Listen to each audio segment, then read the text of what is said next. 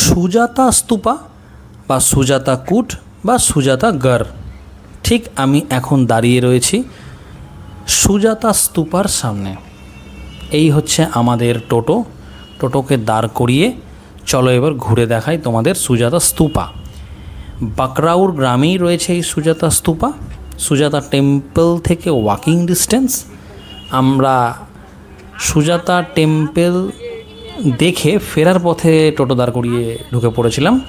Actually এটা Sujata temple দেখতে যাওয়ার পথেই ডান হাতে পড়বে, প্রথমে এটা পড়বে সুজাতা স্তূপা, তারপরে সুজাতা টেম্পল। তো আমি ঢুকে পড়েছি, দেখতেই পাচ্ছ। দারুণ গার্ডেন করে রেখেছে চারিদিকটা, খুব সুন্দর একটা গার্ডেন।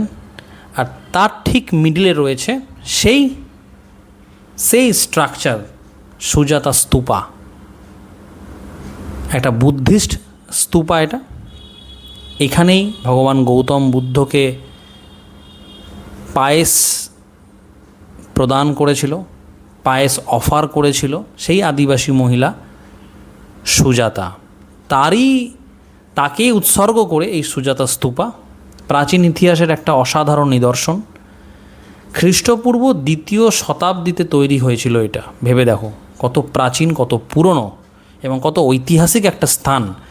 বুদ্ধিজমের জন্য একটা দারুণ ইম্পর্টেন্স প্লেস। দারুণ লাগলো।